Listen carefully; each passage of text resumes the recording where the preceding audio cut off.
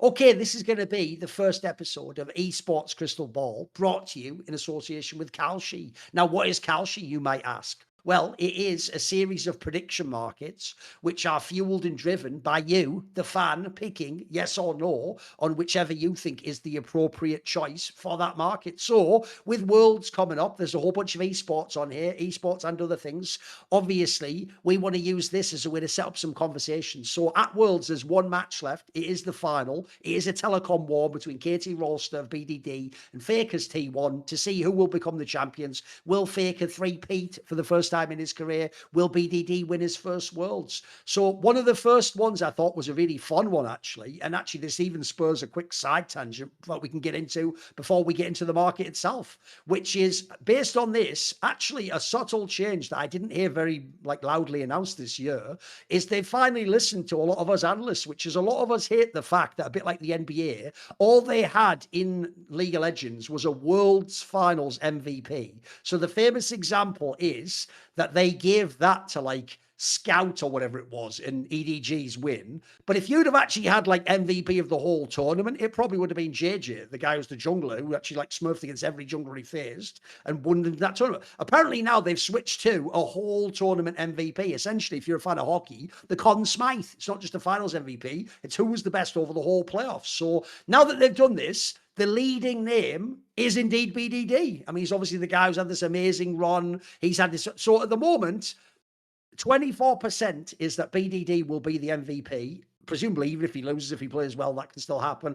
Or you can do other. If you think, by the way, I think it's very plausible. It could be fake. I think T1 probably will win. Maybe there's a world where he plays so awesome they can win. If not, you can just do other for that one. You can also pick other KT players. Right?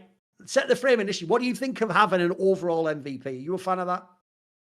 I like that idea because I think for me, the awards need to kind of cement the idea and paint the historical picture. It's that's why we get so pissed when all pro votes are done silly. Yes. Where the MVP of a tournament doesn't tell you the whole story. I think it's a very cool approach. I think in this context, right? I think you have BDD versus the others. BDD has had a fantastic tournament. I think Faker, as you mentioned, is a standout on T1.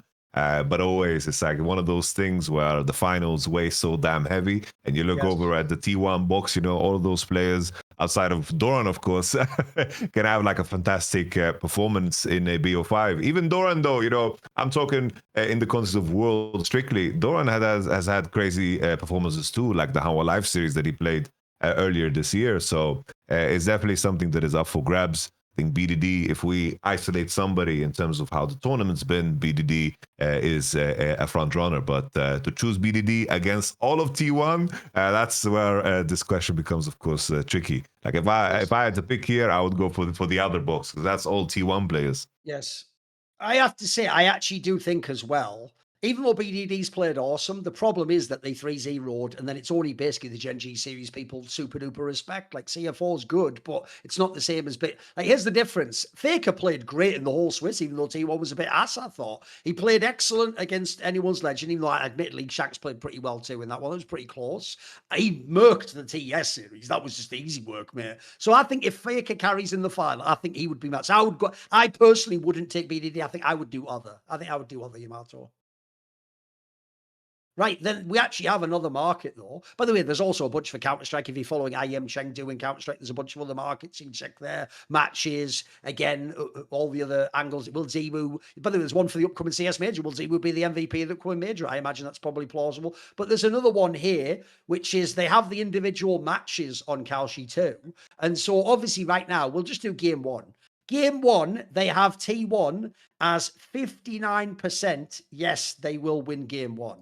Now, I will say at this tournament, obviously another thing that's kind of hype if you're a KT Rolster fan is they've only lost one game.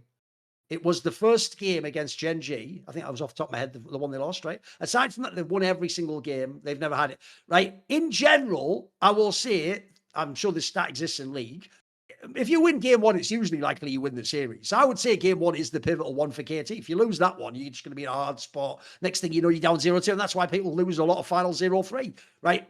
Does T1 win Game 1? Do you think that sounds right? 59% yes? I think it's likely, yes, but I also would throw it out there that KT did win the coin toss, right? So they have the blue side, which is very interesting for an opening game. If you think there's an angle, then maybe in the opening game, because the odds of course, BDD finding one of his key champions, whether it's Azir Oriana matchup or the Talia that is contested between the two mid laners, or if T1 decide to ban all three and they send, of course, a little Yone game for BDD, like that is where, BDD could, cause an upset win. So if you're feeling like that KT has a chance here, I feel like the opening game, just strictly from a draft perspective, that is where BDD can just bust out his big game champions. So unfortunately, like I'm a very, very rational man. Like I know the KTBDD believers out there. If you think there's a chance, then obviously it's in a BO1 because this is what it is, a BO1 in the opening game with BDD, a lot of the cool champions out. But as I mentioned, I'm a very rational guy. I think T1's going to win the series, so I have to lean with the T1 win here too. Well, you can have your say about whether we're right, whether the other fans are right on the prediction markets on Kalshi. It's simple. It's available in 140 different countries. Just go to kalshi.com and use promo code LFN, easy to remember. Make your first $100 worth of trades and you'll automatically receive a free $10 bonus. That's kalshi.com, code LFN, the CFTC regulated prediction market for esports and beyond.